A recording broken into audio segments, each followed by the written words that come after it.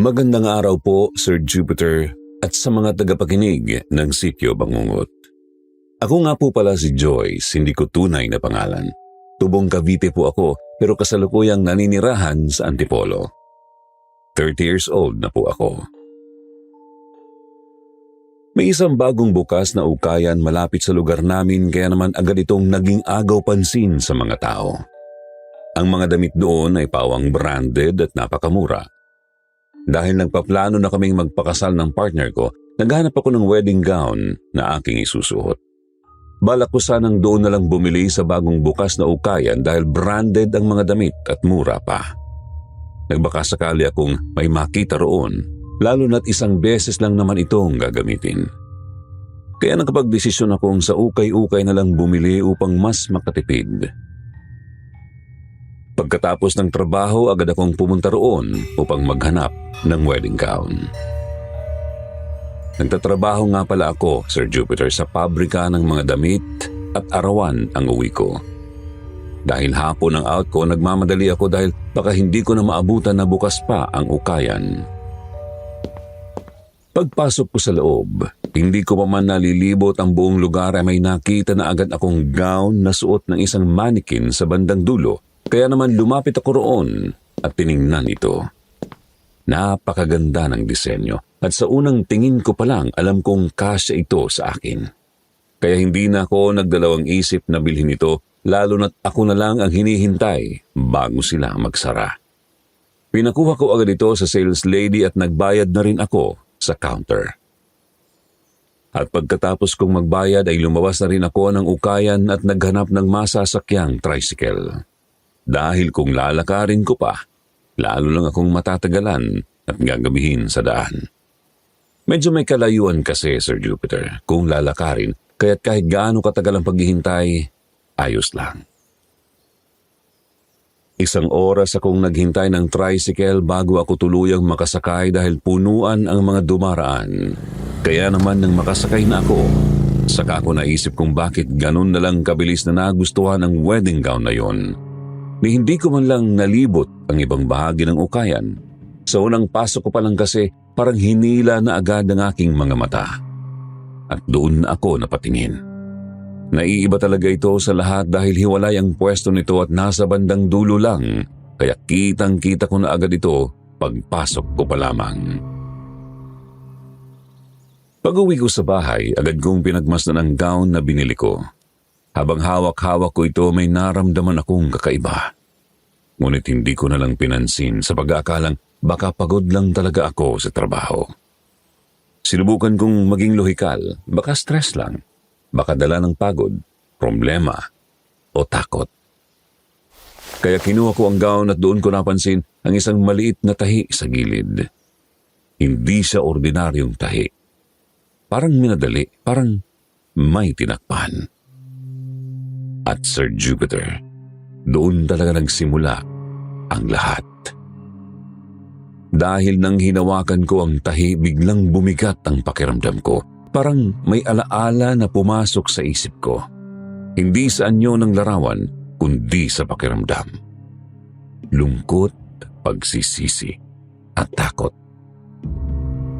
Kahit ganoon ang naramdaman ko, Sir Jupiter, agad ko pa rin binabad sa palanggana na may sabon ang gown na binili ko. Medyo madilaw na kasi ito at may amoy na kakaiba. Di ko may paliwanag kung anong klaseng amoy yon, kaya nagdesisyon akong ibabad muna ito sa palanggana na may sabon para mawala ang kakaibang amoy.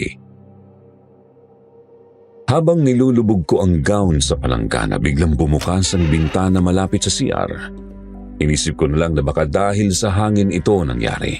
Kaya natulak lang ng hangin ang bintana, kaya bumukas ito.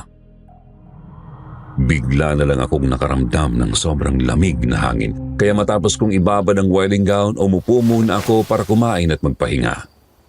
Pagkatapos kong kumain, hindi ko na namalaya na sobra na pala ang pagod ko.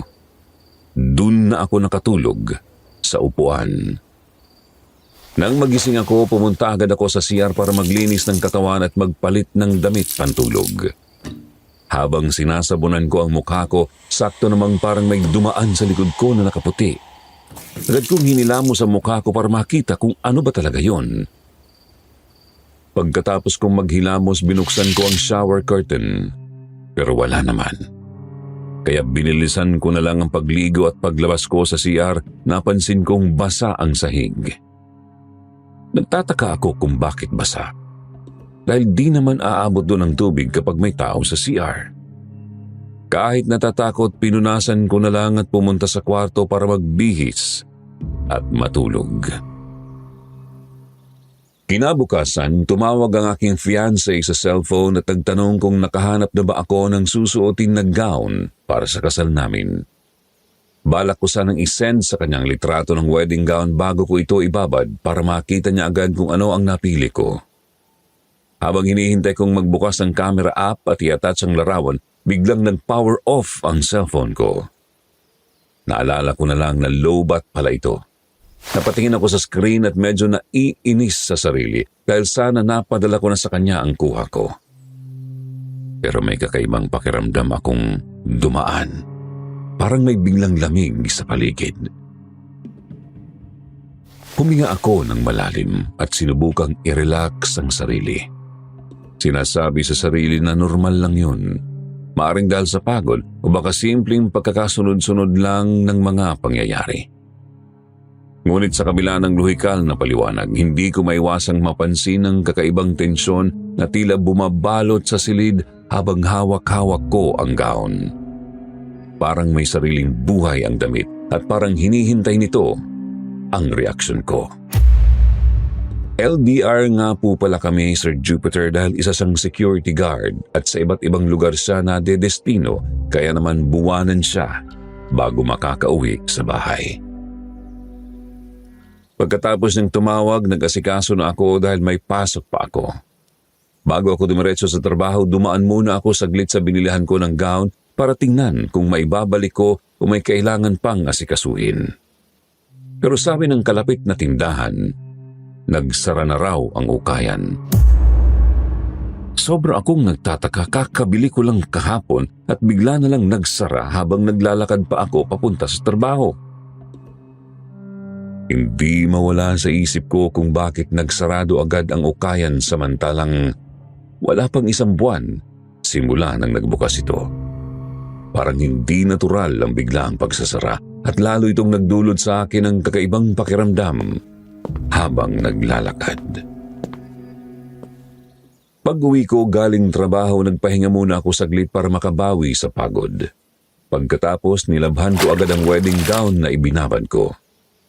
Naging maayos ito at lalo pang ang gumanda dahil sa pagkatayo. Parang mas maliwanag at mas malinis ang kulay at mas lumutang ang ganda ng tela.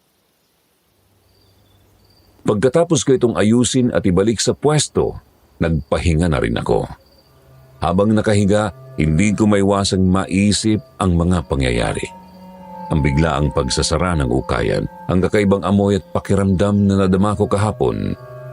Lahat ito ay bumabalot sa isip ko na parabang may misteryong nagsisimula pa lamang. Hirap nga akong makatulog noon, Sir Jupiter. Parang may enerhiya akong nararamdaman sa labas ng pinto na parabang may nakatingin sa akin kahit wala naman talaga.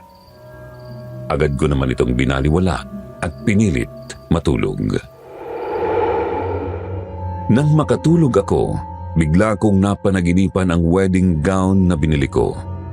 Sa panaginip ko, may isang babae na nakasuot nito. Hindi ko nakita ang mukha niya, ngunit ramdam ko ang kakaibang aura na bumabalot sa kanya. Lumakad siya papunta sa dagat, dahan-dahan sa baybayin, habang ang mga alon ay humahaplos sa paa niya at ang hangin ay malamig at malakas. Sa likod ng aking pandinig, naririnig ko rin ang tunog ng kampana ng simbahan, mabagal at malalim na tila nagmumula sa malayo.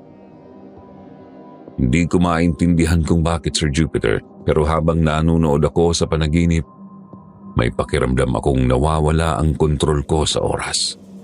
Parang bawat segundo umaandar ng mabagal at bawat kilos ng babae ay napakadetalyado. Halos hindi ko na masukat ang oras. Sa panaginip ko, hindi ko nakita ang sarili ko na ako ang nagsusuot ng gown. Ramdam ko lang ang bigat at kahalagahan nito at parang binabangungot ako ng mga oras na yon. Hindi ko rin alam kung paano ako makakalabas sa sitwasyon. Parang hindi ko kayang gumising kahit gusto ko na. Ang pakiramdam ko ay nakakapanghina, halo ng takot, pangungulila at kawalang kontrol na parabang pinipilit ng panaginip na manatili ako sa daloy nito ng walang katapusan. Ang nagpagising lang sa akin ay ang malakas na katok ng fiancé ko, Sir Jupiter. Sa pagkakatanda ko, mga bandang 12:00 ng madaling araw yun. Agad ko naman itong pinagbuksan, bagamat hindi ko na namalayan na nag-chat pala siya sa akin, sinasabing uuwi siya sa araw na yon. Nang makaharap ko na siya, sinabi niya na ilang oras na siyang nag-antay sa labas. Ilang beses na rin daw niya akong tinawagan sa numero ko at sinagot ko naman daw ang tawag. Pero wala raw siyang narinig kundi parang umaagos na tubig. Nang marinig ko yon, agad akong nanginig at nangilabot. Hindi ko may paliwanag ang pakiramdam. Halo ng takot at guilt. Parang may mali sa nangyayari. At may misteryong unti-unti nang bumabalot sa paligid namin. Sa loob ng ilang sandali nanatili kaming tahimik sa harap ng isa't isa. Ramdam ko ang bigat ng gabi at ang katahimikan ng paligid ay lalong nagpapalakas sa kakaibang takot na nadarama ko.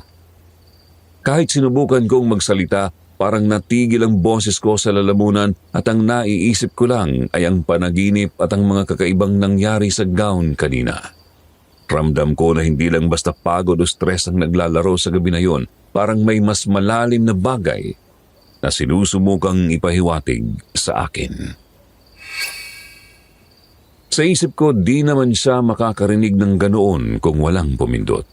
Kaya agad ko siyang inasikaso at pinaghainan ng makakain para mabaling ang atensyon ko sa ibang bagay. Kinilabutan man ako sa sinabi niya kanina, sinubukan kong ipakita na normal lang ang lahat. Habang kumakain kami, pinagpaplanuhan na namin ang tungkol sa kasal namin, Sir Jupiter. Sobrang saya namin habang pinag-uusapan ng mga detalye, mga paanyaya, pagkain, dekorasyon, at ang eksaktong hitsura ng venue. Sa kabila ng takot at kaba na nadarama ko kanina, sa sandaling yun ay nagiging normal ang lahat at unti-unti akong napapangiti habang nakikinig sa kanya. Ngunit bigla nahulog ang wedding gown na sinampay ko. Parang tumigil ang mundo sandali sa sobrang pagkabigla ko. Agad namang tumayo ang fiancé ko para kunan ito at hawak niya ang gown at sinabi niya, "Ang ganda naman ng wedding gown na napili mo." Napangiti ako nang marinig yun. Hindi ko maiwasang mapangiti at maibalik ang saya sa kabila ng kakaibang damdamin at pangyayaring nangyari sa gown kanina. Parang ang lahat ng takot ay pansamantalang nawala at napuno ang silid ng init at saya ng simpleng sandaling yun. Isang gabi habang natutulog kami, nalimpungatan ako at agad napansin na wala ang fiancé ko sa tabi ko. Kaya naman bumangon ako para hanapin siya. Pababa ako ng hagdan nang maaninag ko ang wedding gown. Dahil sa puting kulay nito, kitang-kita ito sa dilim. Kitang-kita ko, Sir Jupiter, na parang may babae na nakasuot ng wedding gown. Ngunit dahil kakagising ko pa lang at naalimpungatan ako, agad kong ginusot ang mata ko. Iniisip na baka nagkamali lang ang paningin ko. Pagdilat ko, nakita ko ang fiancé ko na hawak ang wedding gown. Nangilabot talaga ang buong katawan ko, Sir Jupiter. Nakaramdam talaga ako ng takot sa mga oras na yon. Sino ba naman ang hindi matatakot? Napakadilim, tapos hawak niya ang wedding gown at di man lang binuksan ang ilaw bago niya tiningnan ito. Hindi ko alam kung ano ang gagawin ko sa mga oras na yon. Para bang ang mga paa ko ay nakapako sa pinagkakatayuan ko. Naninigas at nanginginig at halos di ko magalaw ang buong katawan dahil sa takot. Pero nilakasan ko ang loob ko. Binuksan ko ang ilaw at tinanong ko ang fiancé ko kung bakit niya pinili na tingnan ang wedding gown sa ganitong oras ng gabi at bakit nakapatay pa ang ilaw. Sagot niya naman sa akin, "Gusto kong makita ang gown na susuotin mo kapag hinarap na kita sa altar." Agad namang nawala ang takot ko sa katawan sa mga oras na yon, pero hindi pa rin nawawala sa isip ko ang nakita ko kanina nung pagbaba ko sa hagdan.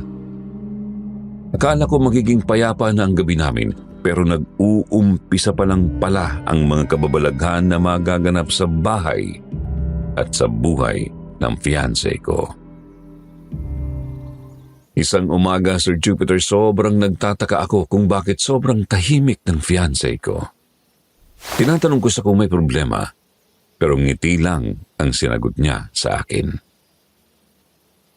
Paggising niya, naglalambing pa siya sa akin bago bumaba para maganda ng almusal namin, ngunit sa umagang yun, may mali talaga sa nararamdaman ko sa kanya. Pakiramdam ko hindi siya ganun, o baka pagod lang talaga ako sa trabaho at napasarap lang ang tulog ko. Iniisip ko.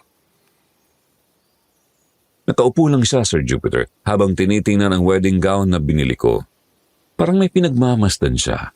Sabay ngiti at doon talaga naramdaman na may mali sa kanya. Palagi ko nalang iniisip kung baka sa puyat at pagod lang yun kaya madalas siyang tulala na parang ang lalim ng iniisip. Kaya naman ako na lang ang nag-asikaso ng kakainin namin sa almusal. Pagkatapos kong magluto, naligo na rin ako dahil may pasok ako. Kinagabihan, Sir Jupiter, habang nagluluto ako ng makakain, natanaw ko siya malapit sa kusina kung saan nakasampay ang wedding gown. Dahil malapit lang ito sa kusina, kitang-kita ko siya habang nakatalikod sa akin. Sa una, akala ko may kausap lang siya sa cellphone habang tinitingnan ang wedding gown. Pero nung nilapitan ko, narinig ko ang sinabi niya habang nakaharap sa damit. "Napakaganda mo naman, bagay na bagay sa'yo." Ngumiti siya at parabang matagal na siyang nakatayo sa likod ng gown. Nagaantay kung may sasabihin pa siya. Sir Jupiter, talagang kinilabutan ako ng sobra. Kunwari na lang akong walang narinig at nagtanong sa kanya. "Ano ginagawa mo dyan kanina? Tinitignan mo lang ba yan? Di ka ba nagugutom? Nagluto na ako ng ulam natin ngayong gabi." Ngunit para lang akong nakipag-usap sa hangin. Hindi man lang siya sumagot sa tanong ko. Kaya umalis na lang ako sa likod niya at bumalik sa niluluto ko. Naghain na rin ako ng pagkain sa lamesa nung matapos kong magluto. Agad ko rin siyang tinawag pero kahit anong tawag ko sa kanya hindi siya lumilingon kaya pumunta ako sa harap niya at kinausap. "Kumain ka na ba?" Nang wala pa rin siyang sagot, pinasok ko ang wedding gown sa cabinet para hindi na niya ito titigan. Nang tingnan ko siya, Sir Jupiter, ang sama ng tingin niya sa akin. Para bang isa akong malaking sagabal na nakaharang sa tuwing titingin siya sa mukha ko. Ang pakiramdam ko hindi lang simpleng katahimikan ang bumabalot sa kusina. May kakaibang presensya na naroon kasama namin at hindi ko alam kung paano ito haharapin. Niyaya ko sa ulit, Sir Jupiter, na kumain. Buti naman at sumunod siya. Pumunta siya sa lamesa at sabay-sabay na nagsandok ng kanin habang nagtanong, "Anong ginagawa ko doon? Kanina pa ba ako doon?" Sobrang dami ng sinandok niya, halatang gutom na gutom. Pero Sir Jupiter, naramdaman ko na naman yung ayoko sanang maramdaman sa oras na yon. Para bang may malamig na hangin na dumaan sa likod ko at bawat galaw niya may kasamang kakaibang tensyon. Pinilit kong maging matatag at huwag magpahalatang natatakot ako kahit ang puso ko ay parabang tumatalon sa dibdib ko. Sabay sabi ko sa kanya, "Ewan ko sa'yo, kanina pa nga kita tinatawag eh." Ngunit sagot niya, nakangiti lang, "Kanina mo pa ako tinatawag? Wala naman ako naririnig." Napatitig ako sa kanya sabay sabi, "Sige, kumain ka na nga lang. Kumain ka na marami. Marami pang ulam doon." Habang sumusubo siya, napaisip ako ano ba talaga ang nangyari sa fiancé ko. Ang mga mata niya parang nakatutok sa isang bagay na hindi ko nakikita. At may kakaibang liwanag na tila sumasayaw sa mukha niya sa bawat galaw ng kanin. Pagkatapos namin kumain, naghugas na ako ng pinagkainan namin. Pinauna ko siya sa taas para una siyang makapagpahinga. Baka sa sobrang pagod at puyat kaya siya laging tulala. Ngunit bago pa ako makalayo, may kumalaskos sa bandang cabinet. Agad ko itong nilapitan. Iniisip na baka may daga o kung anuman. Nang binuksan ko, ang wedding gown na doon ko inilagay. Parang gumalaw, parang may sariling buhay. Bigla kong nakaramdam ng kilabot sa buong katawan ko, parang may malamig na kamay na dumampi sa likod ko. Ang puso ko ay mabilis na tumibok at pilit kong pinipigil ang hininga ko na parang may presensya sa silid na nakatingin sa akin at sa kanya. Isang bagay na walang laman, ngunit ramdam mo ang bigat nito. Habang nakatitig ako sa fiancé ko, Sir Jupiter, naramdaman ko na hindi lang basta pagod o tulala ang dahilan ng kakaibang kilos niya.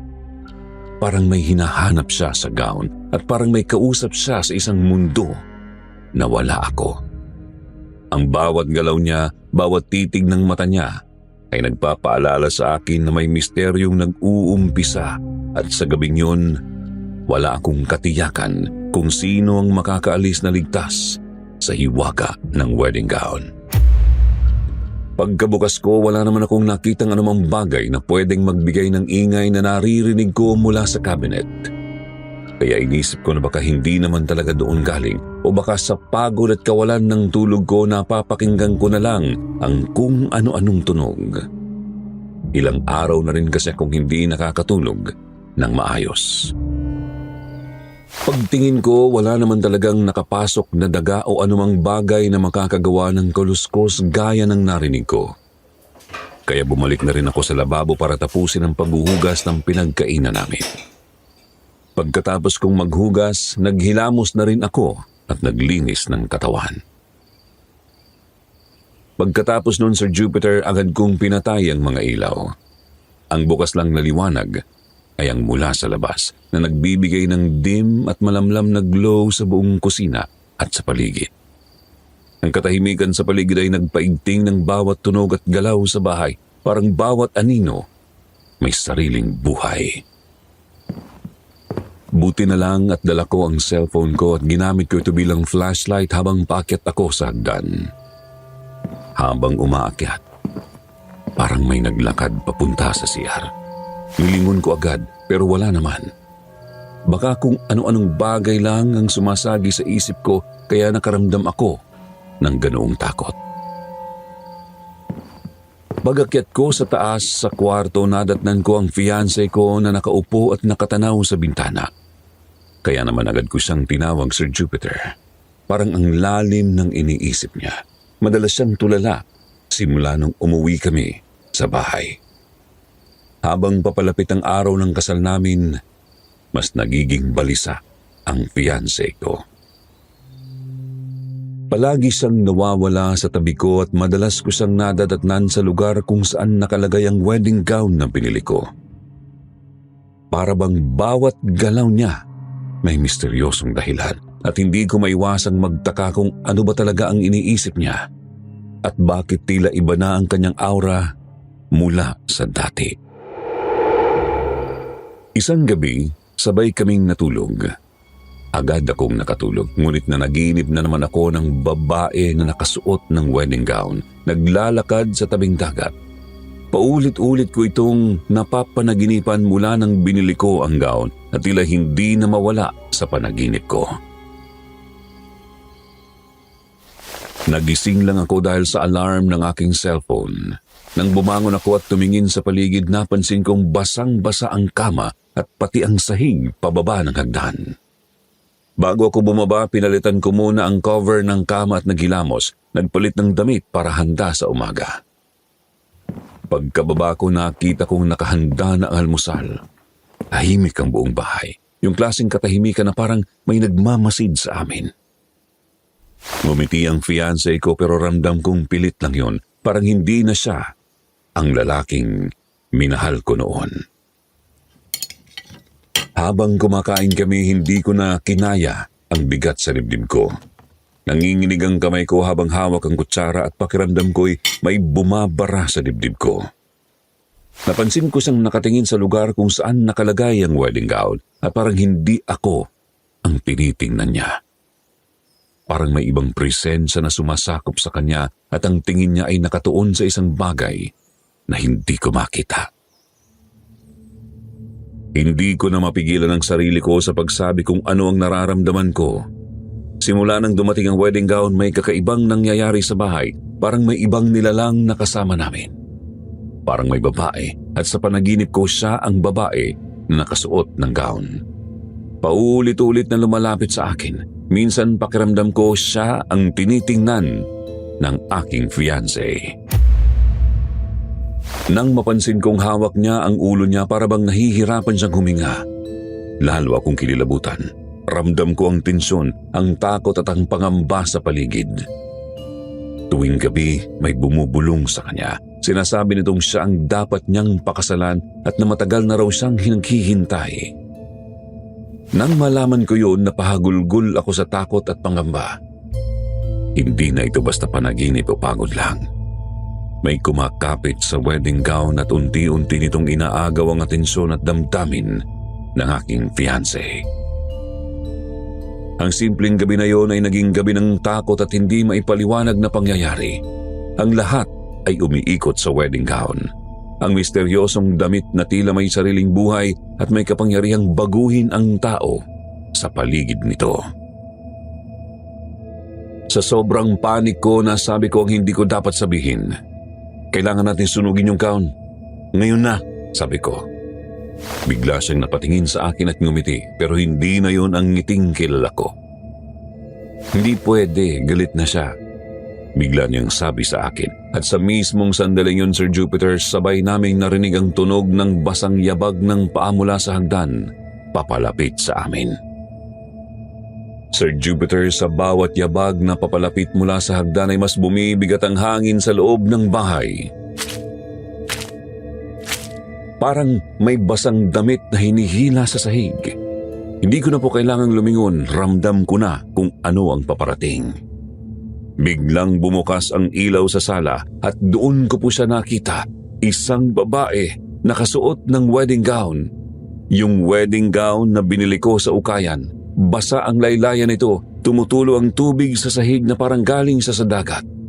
Ang buhok niya ay mahaba at nakatakip sa mukha, pero kahit hindi ko makita ang mga mata niya, ramdam kong direkta akong tinitingnan. Napaatras ako at napaupo sa sahig sa sobrang takot. Siya na yan. Mahina ngunit nanginginig na sabi ng fiancé ko. Siya yung sinasabi ko sa iyo. Biglang nagsalita ang babae, Sir Jupiter. Hindi sa bibig kundi direkta sa loob ng ulo ko.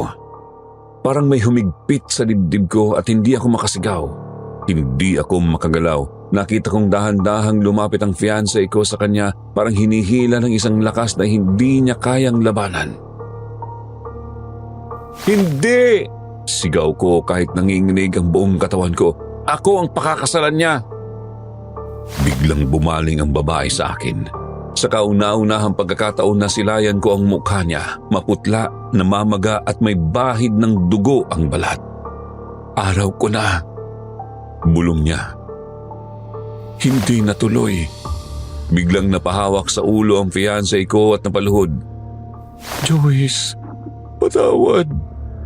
Iyak niya. Araw ng kasal niya, iniwan siya. Tumakbo siya sa dagat, suot ang gown. Dahil nagkaroon ng fiancé ang babae ang may-ari ng gown sa mismong araw ng kasal niya, nalaman niya ang lahat sa pinakamasakit na paraan. Tumakbo siya papunta sa dagat, malapit yun sa lugar kung saan sana sila ikakasal. At nilunod niya ang sarili dahil hindi niya nakayanan ang sakit at bighati. Sa sandaling yon, naintindihan ko ang lahat. Ang ukayan ay panandalian lamang. Ang gown ay may hinahanap na kapalit. At ako ang napili. Nilakasan ko ang loob ko, Sir Jupiter. Kahit nanginginig, tumayo ako at hinila ko ang wedding gown mula sa babae. Sa sandaling yon, napasigaw siya. Isang sigaw na parang taong nilulunod sa ilalim ng dagat. Biglang humangin ng malakas, bumukas ang lahat ng bintana at namatay ang mga ilaw. Sa gitna ng dilim, ramdam ko ang malamig niyang kamay na humawak sa braso ko. Parang binabalot niya ako, pinipigilan sa paglakad. Bulong niya sa akin, malamig at halatang puno ng galit. Kung hindi ako, wala ring ikakasal. Ngunit hindi ako nagpatinag. Tinulak ko sa palayo at mahigpit na piniga ang gown. Alam kong yun na ang pagkakataon. Dinala ko ang gown sa labas, sa harap ng apoy at sinunog ito. Sa bawat pagsakop ng apoy sa tela, unti-unting nawala ang presensya ng babae. Ang lamig, ang takot at ang mabigat na aura. Matapos ang gabing yun, nanumbalik ang katahimikan sa bahay. Ang fiancé ko na tila nawawala sa sarili ay muling bumalik sa akin. Ang aming panaginip at ang alaala ng gown ay unti-unting napawi. At sa wakas, sa ilalim ng liwanag ng umaga, kami ay naikasal din. Ang takot namin napalitan nagligaya. Ang kwento ng gown at ng babae ay nagtapos na. At ang aming buhay bilang mag-asawa ay nagsimula sa tunay na kapayapaan at punong-puno ng pagmamahalan. Mga ka-SB, wag muna kayo alis. May isa pa tayong kwento na tiyak kong kikilabutan kayo. Stay tuned.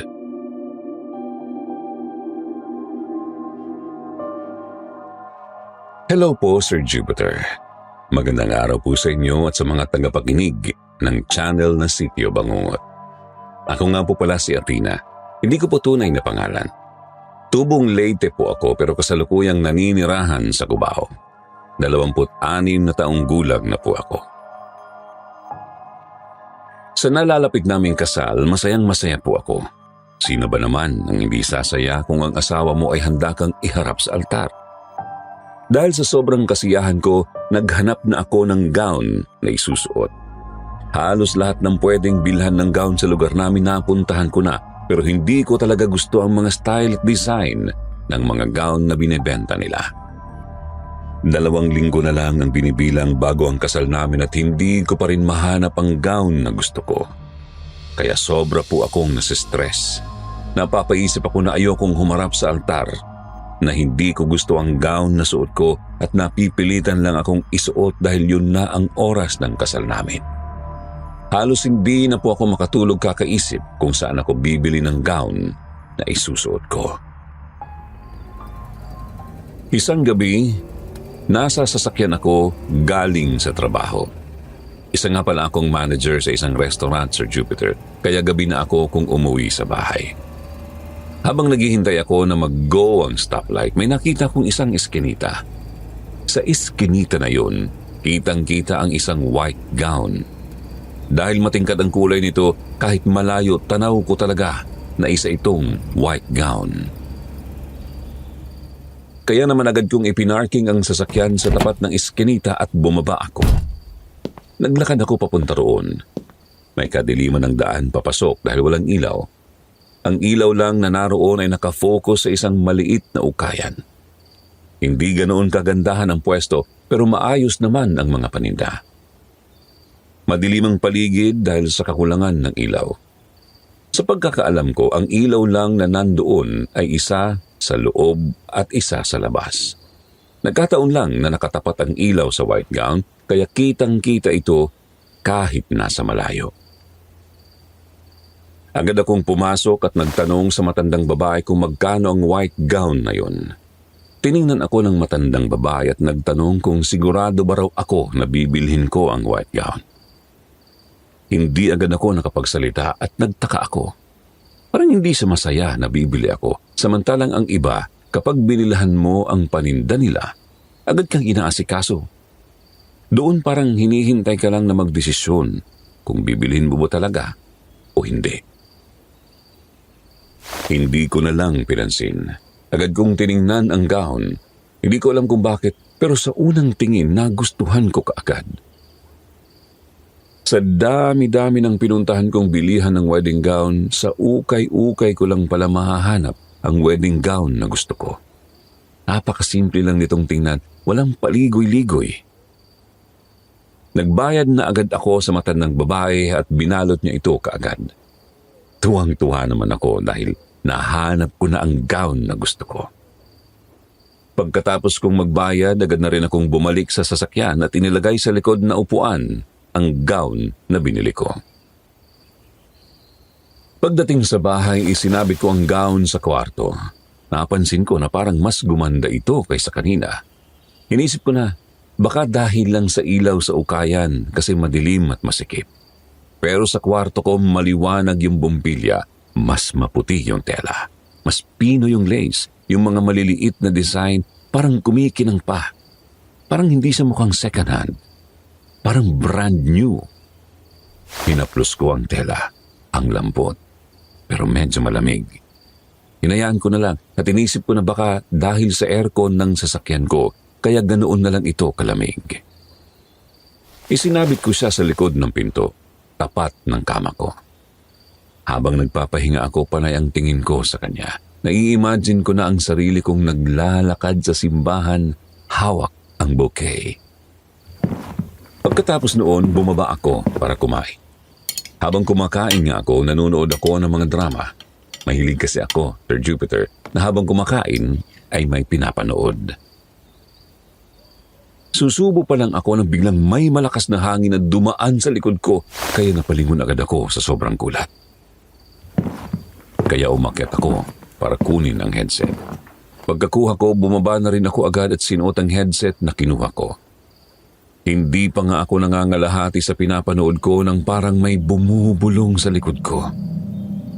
Hindi ko naman maintindihan, kaya tinanggal ko ang headset at nagmasid sa paligid. Wala naman akong nakitang kakaiba, kaya naman umakyat na ako para maligo. Pagkatapos, humiga na ako sa kama at agad naman akong nakatulog dahil sa pagod. Bigla akong nagising. Hindi ko alam kung bakit, pero tahimik masyado. Yung tipong wala kang maririnig. Nakakabingi sa sobrang katahimikan. Kaya nagpatugtog na lang ako sa cellphone ko. Hindi malakas, hindi mahina, sakto lang ang volume. Hindi pa nga ako tuluyang nakakatulog, may narinig akong tunog. Parang may bumababa sa hagdan. Parang tela na hinihila sa sahig. Malapit lang sa hagdan ng kwarto ko, Sir Jupiter, kaya rinig ko doon kung may umaakyat o bumababa. Binuksan ko ang mata ko.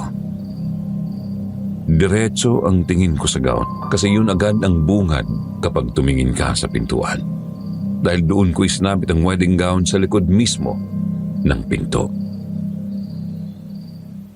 Sir Jupiter, hindi ko na lang yun pinansin dahil sa sobrang antok at pagod.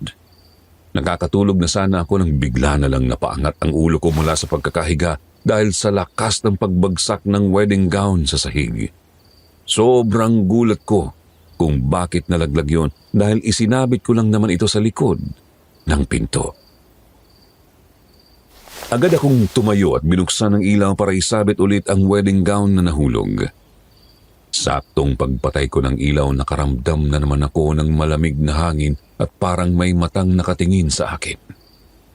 Hindi ko alam kung sino at paano dahil mag-isa lang naman ako sa bahay noong araw na yon. Patay ang electric fan ko noon, sarado ang bintana kaya imposibleng may hangin. At kahit magkaroon man ng hangin, hindi naman yun basta malalaglag sa pagkakasabit dahil may kabigatan ang gown. Kinabukasan, Sir Jupiter, habang pabangon ako mula sa higaan, napansin ko na parang madumi ang laylayan sa baba ng wedding gown. Nagtaka ako kung bakit madumi. Kitang-kita ko agad dahil sa likod lang naman ng pinto ko ito isinabit. Sabi ko na lang sa sarili ko na baka doon pa lang sa pinagbilhan ko ng wedding gown ay madumi na talaga ang laylayan. Hindi ko lang napansin dahil may kadiliman ang pwesto. Kinahaponan noon, sinukat ko ang wedding gown.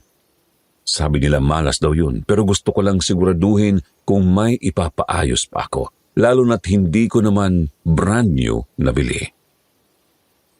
Pagkasuot ko, iba ang bigat niya. Hindi ko maipaliwanag kung bakit ganoon kabigat kapag suot ko na. Kaya pumunta ako sa harap ng salamin. Pagdating ko roon, tuwang-tuwa ako dahil bagay na bagay sa akin. Mas lalo tuloy akong naging excited sa kasal namin ng aking fiancé. Kinuha ko rin ang sandals na ititerno ko sa gown. Pagyuko ko para isuot, parang may naiwan na presensya sa likod ko.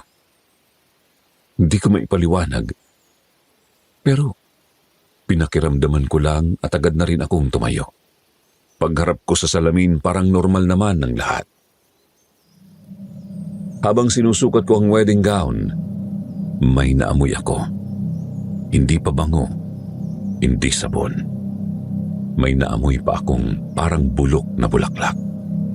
Biglang pumasok sa isip ko ang mga lamay na napuntahan ko dati. Yung amoy ng wreath, yung amoy ng mga bulaklak sa burol. Ganun na ganun. Bigla akong natulala sa salamin. Ewan ko ba pero naputla talaga ako dahil sa naamoy ko. Pilit ko na lang iniisip, guni-guni mo lang yun, luma lang yung gown kaya may amoy. Hindi ko na lang pinansin at humarap ulit ako sa salamin. Inaayos ang buhok ko. Tinataas ko ang buhok ko at tinitirintas tapos nilulugay ko ulit. Ini-imagine ko kung anong ayos ko sa araw ng kasal habang nakatingin ako sa salamin. Medyo natuwa pa ako. Sakto ang fit. Yakap na yakap ang katawan ko. Parang sinukat talaga para sa akin. Pero maya-maya, napansin ko na parang bumibigat ang pakiramdam ko. Hindi lang yung gown, pati dibdib ko. Parang ang hirap huminga. Tapos yung amoy bumalik. Mas malakas pa. Parang mas malapit na sa ilong ko. Parang may nakadikit mismo sa katawan ko. Grabe naman to. Parang may patay. Bulong ko. Pagkasabi ko noon, bigla akong kinilabutan. Hindi ko alam kung bakit ko nasabi yun.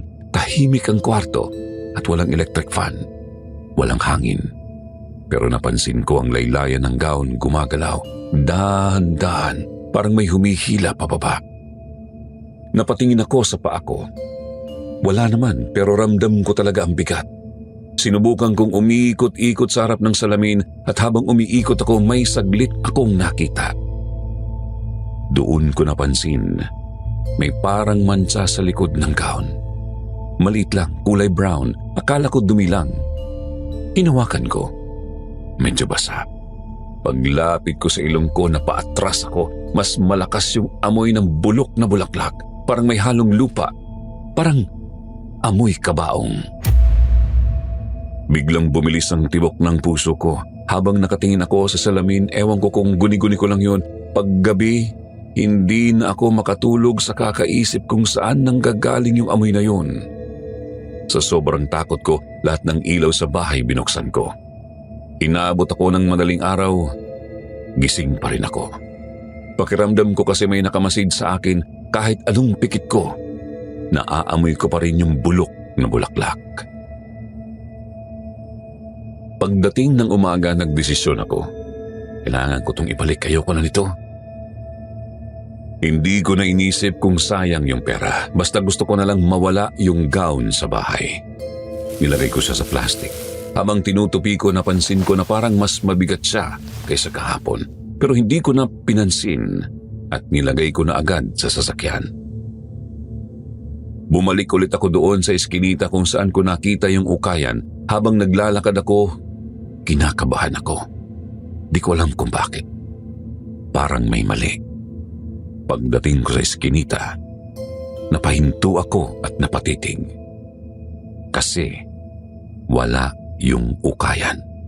As in wala. Yung pwesto na may damit at rack kahapon sarado. Yung pinto kalawangin, may kadena. Mukhang matagal nang hindi nabubuksan. Parang abandonado. Nanlamig ang batok ko. Mali ba ako ng lugar? Bulong ko. Naglakad ako pabalik-balik.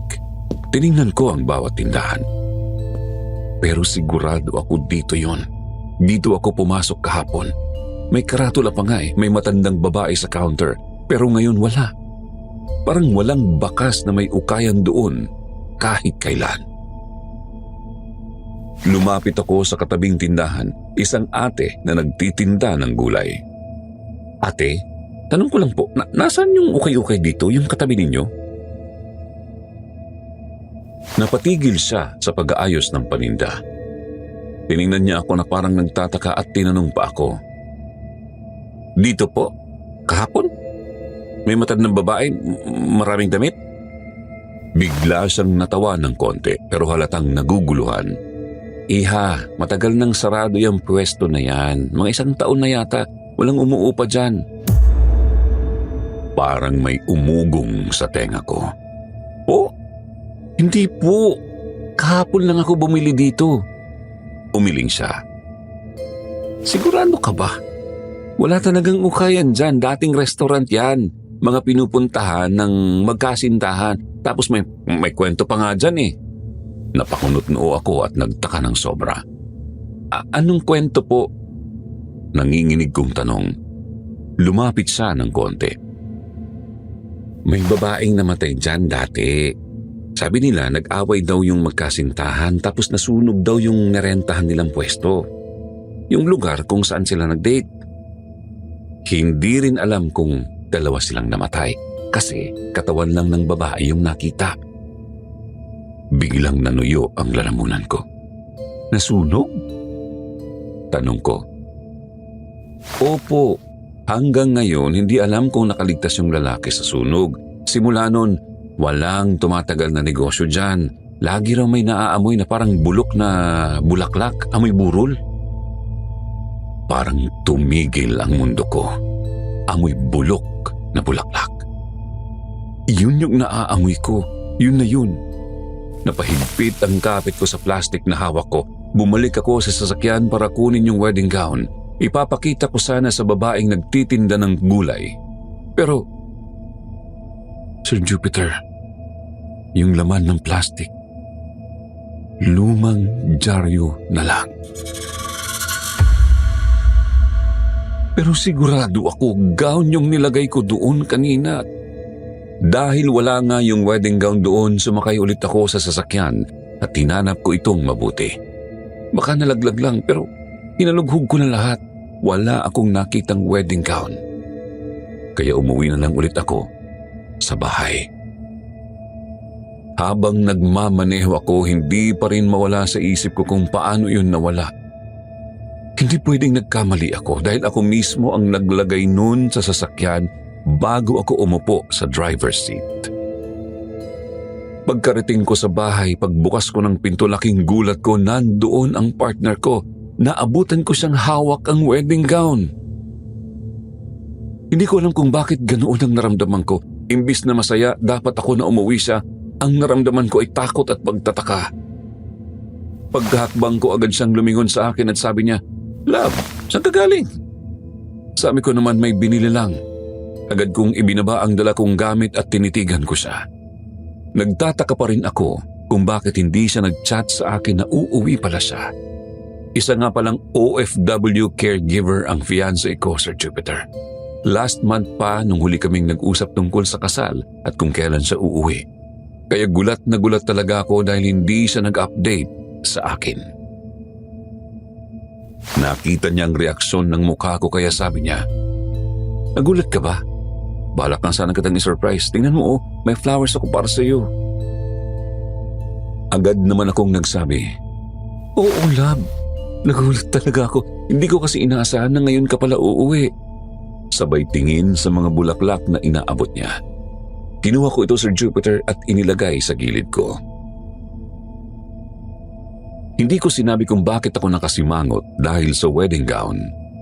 Nagtataka talaga ako kung paano ito naiwan doon. Ako nga ang naglagay nito sa loob ng sasakyan. Habang kinakausap niya ako, hindi ko siya masyadong iniintindi. Nakafocus ako kakaisip sa wedding gown. Naputol lang yon nang tapikin niya ang kamay ko at sabihing, "Love." Sabay sabi niya, "Oh, love." At nagtanong pa siya kung bakit daw ang lalim ng iniisip ko. Sabi ko naman excited lang ako sa kasal natin kasi 1 linggo na lang ikakasal na tayo. Ngumiti naman siya. Naging maayos at payapa ang maghapon namin, Sir Jupiter. Akala ko yun na ang huling beses na makakaramdam ako ng kakaiba sa bahay at sa wedding gown. Nagkamali pala ako, Sir Jupiter, dahil nagsisimula pa lang pala ang bangungot. Isang bangungot na nakakapanindig balahibo at muntik nang makasira sa relasyon na meron kami ng aking fiancé. Sir Jupiter, isang gabi galing ako sa trabaho. Habang nagmamaneho ako, napadaan ako sa isang kalsadang makitid at paahon.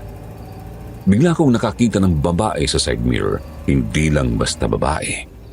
Nakita ko ang wedding gown na suot niya, parehong-pareho sa wedding gown na binili ko sa ukay-ukay. Grabe ang pagtayo ng balahibo ko, Sir Jupiter. Nangangatog pati ang tuhod ko dahil paahon ang kalsadang dinaanan ko. Hirap na hirap akong magmaneho sa sobrang takot. Muntik pang bumulusok pababa ang sasakyan ko dahil hindi ko maiahon ng maayos sa panginginig ko. Akala ko sa mga oras na yon hindi na ako makakaalis doon. Pero nilakasan ko ang loob ko at inisip na kapag natatakot ka, lalo ka lang tatakutin. Kaya binaba ko ulit ang sasakyan, kumuha ng buwelo at binilisan ko ang pagpapatakbo. Nang makaahon ako sa kalsadang yun, medyo nawala ang takot ko at tuloy-tuloy lang ang patakbo ko hanggang makauwi ako, Sir Jupiter. Pagdating ko sa bahay, nakita ko ang partner ko sa kwarto, tumatawa mag-isa, para bang may kausap. Dahil patay ang ilaw, pinindot ko ang switch para makita kung sino ba talaga ang kausap niya. Laking gulat ko, Sir Jupiter, nang makita ko siyang nakatitig lang sa akin. Tinanong ko siya, "May problema ba sa wedding gown?" Wala akong narinig na sagot. Blanko ang mukha niya, wala akong makitang emosyon. Dahil sa nakita ko sa side mirror habang nagmamaneho ako, walang pag-aalinlangan kung kinuha ang wedding gown kung saan ito nakasabit at binitbit ko palabas. Pagbuhat ko pa lang sa hagdan, muntik na akong madapa sa bigat nito, pero hindi ako nagpadala sa takot, Sir Jupiter. Nang mabuksan ko na ang pinto, bigla akong tinawag ng fiancé ko.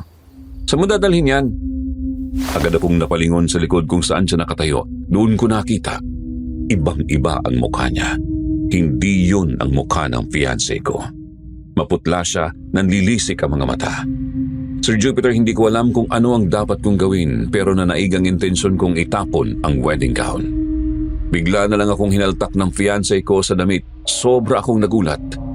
15 taon kaming magkasama, ni minsan hindi niya ako sinaktan, pero noong araw na yon, alam ko sa sarili ko na hindi na yon ang fiancé ko. Hindi na siya ang lalaking minahal ko. Hindi na siya ang lalaking gusto akong pakasalan. Kaya tinulak ko siya at hinanap ko ang lighter. Balak kong sunugin na lang ang wedding gown, pero hindi ito natuloy. Bigla siyang bumalik sa katinoan. Tinanong niya ako kung saan ko dadalhin ang gown. Sinabi ko, "Susunugin ko na ito. Ito ang dahilan kung bakit muntik na tayong mapahamak at nagkaroon tayo ng ibang kasama sa bahay." Pero sagot niya, "Hindi pwede. Kapag sinunog mo yan, mamamatay ako." Laking gulat ko sa sinabi niya. Anong koneksyon niya sa wedding gown? Sabay siyang nagkwento, ang first girlfriend daw niya ang may-ari ng wedding gown na hawak ko. Sobra akong nagulat, Sir Jupiter, dahil simula pa lang pala niloloko na niya ako. Nagkaroon pala siya ng ibang babae habang kami pa. Nag-away daw sila ng first girlfriend niya nang malaman ng fiancé ko na buntis ito. Hindi raw niya matanggap na buntis ang babae dahil ako raw ang mahal niya at ayaw niyang malaman ko ang tungkol doon. Kaya nag-set siya ng isang dinner kung saan silang dalawa lang ang magkasama. Ang sabi raw niya sa first girlfriend niya ay may bibilhin lang siya, pero binuhusan niya ng gasolina ang kinauupuan ng babae. Nang magliyab yun, agad na nabalutan ng apoy ang katawan ng babae. Yung wedding gown daw na yun ay nandoon sa kondo kung saan sila nagstay. Balak din daw nilang magpakasal at iwan ako, pero nanaig daw ang pagmamahal ng fiancé ko sa akin. Kaya nang makita niya raw ang wedding gown na yun, imbis na itapon ay ibinenta na lang daw niya sa ukayan sa murang halaga. At yun ang wedding gown na napunta sa akin.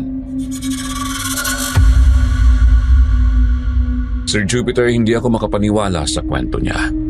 Lumapit ako sa kanya at pinagsasampal ko siya dahil sa galit. Saglit na nagdilim ang aking paningin. Hindi ko na malayang nakakuha na pala ako ng kutsilyo at naiturok ko ito sa kanya. Alam ko na hindi ko kayang gawin yun. Kaya alam ko sa sarili ko na hindi na ako ang nagkokontrol sa kamay ko.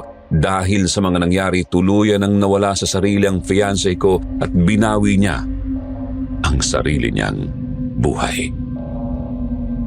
Kaya pala, Sir Jupiter, hindi kami tinantanan ng wedding gown na yun dahil galit sa amin ang may-ari ng gown. Galit sa fiancé ko at galit din sa akin kahit wala naman akong kasalanan. Sir Jupiter, akala ko talaga kapag nasunog ko na ang gown tapos na ang lahat. Akala ko mawawala na ang sumpa, ang multo, ang takot. Akala ko kapag naging abo na yun, wala nang babalik. Wala nang susunod. Pero nagkamali ako. Sa totoo lang, ilang linggo na rin akong parang manhid lang. Gigising, kakain, matutulog. Paulit-ulit. Parang robot. Hindi ko pa masyadong iniiyak ang lahat. Siguro dahil kapag umiyak ako, baka hindi na ako tumigil. Baka doon ko tuluyang maramdaman ang bigat ng lahat ng nawala. Sabi ng mga tao, mag-move on ka na, swerte ka, buhay ka. May plano si Lord. Tumatango na lang ako, nakikinig at tahimik. Pero hindi nila alam, Sir Jupiter, kahit buhay ako, pakiramdam ko may naiwan pa rin sa gabing yon. Parang may kulang. Parang may hindi pa tapos. Parang may matang nakatingin pa rin sa akin kahit saan ako magpunta. Isang hapon, nagdesisyon akong linisin ang kwarto. Matagal ko na kasing hindi ginagalaw. Parang natatakot akong buksan ulit ang mga alaala.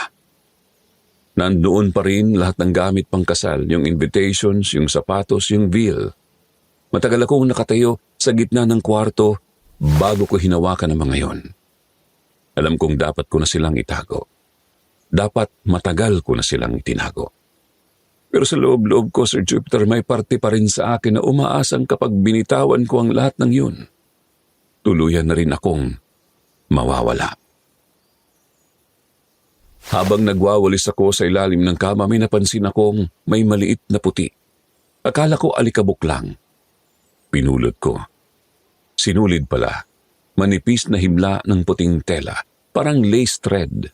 Parang galing sa wedding gown. Napatigil ako at nagtaka. Imposible, sabi ko sa sarili ko. Nasunog ko na yun eh. Ako mismo nagsunog. Wala nang natira kundi abo.